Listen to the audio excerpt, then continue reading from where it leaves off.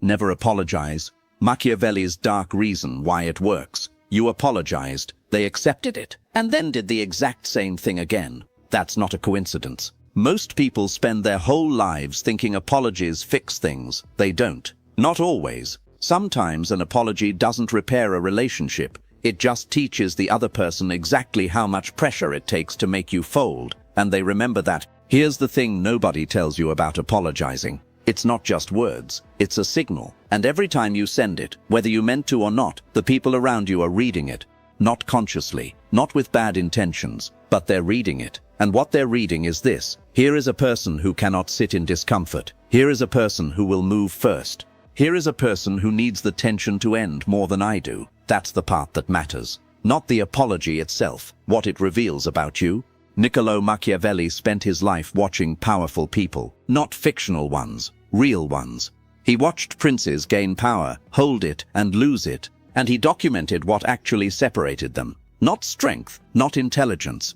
The way they responded when things went wrong. The ones who lasted, the ones who maintained influence over years and decades, almost never rushed to explain themselves, almost never rushed to apologize. Not because they were always right, not because they didn't care, because they understood something most people never learn.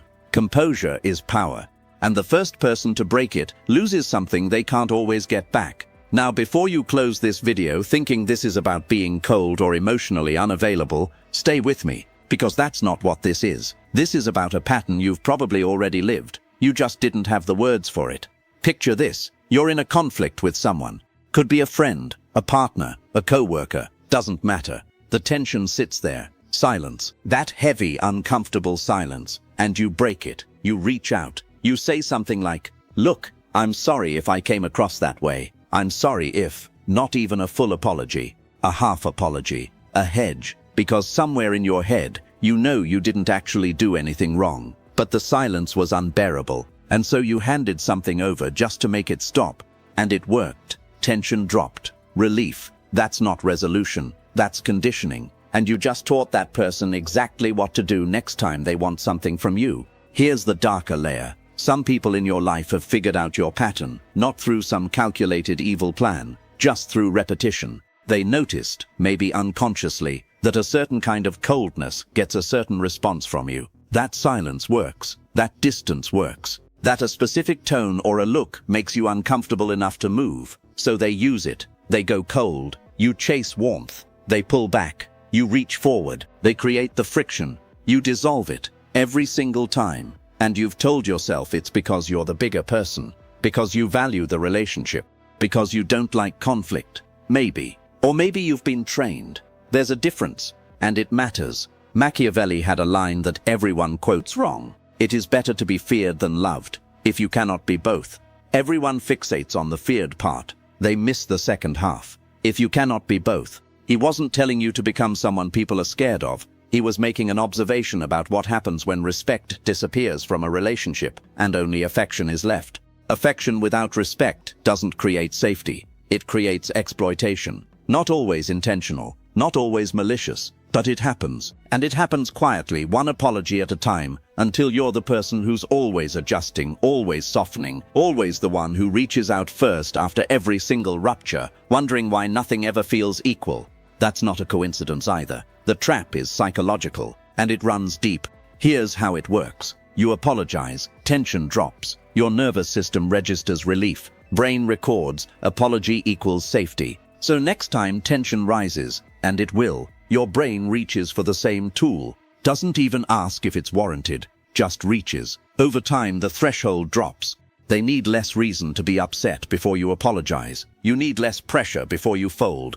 The cycle gets tighter and tighter until apologizing isn't even a decision anymore. It's a reflex. And reflexes aren't choices. That's the trap. You think you're being emotionally mature. You think you're keeping the peace. But what you're actually doing is handing control of your emotional state to whoever knows how to trigger that reflex. That's not peace. That's surrender with a smile. Now here's something that gets uncomfortable. Because you're probably thinking about someone specific right now, a specific relationship, a specific pattern.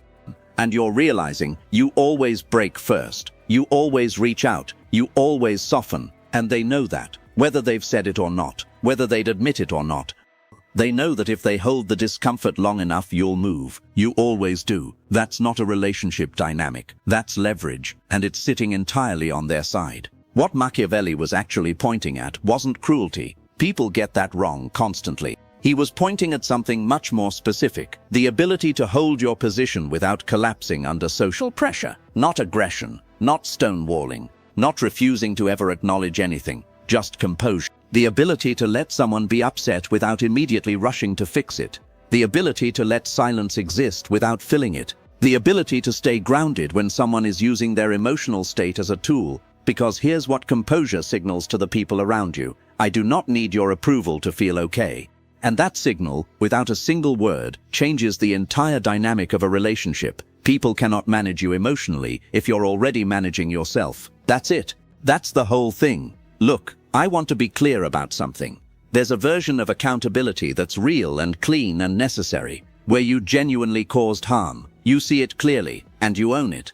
I did this. I understand why it hurt. Here's what changes. That's not weakness, that's character. But that version is rare. Most people aren't doing that version. Most people are doing the anxious version, the preemptive version, the one where you apologize before anyone even asked, just to prevent the silence from getting worse, just to be liked again, just to feel safe again. That version isn't accountability.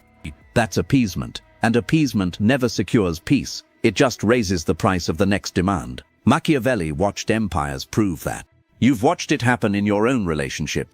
The people who truly understood Machiavelli, not the ones who weaponized him, the ones who actually got it, didn't use these ideas to become manipulative. They used them to stop being manipulated. Because you cannot protect yourself from a game you don't know you're playing. And most people go their entire lives inside that game, losing ground, wondering why they always feel like they're behind, why relationships always feel slightly unequal, why no matter how much they smooth things over, there's always another rupture just around the corner. It's because they've become the emotional reset button for everyone around them.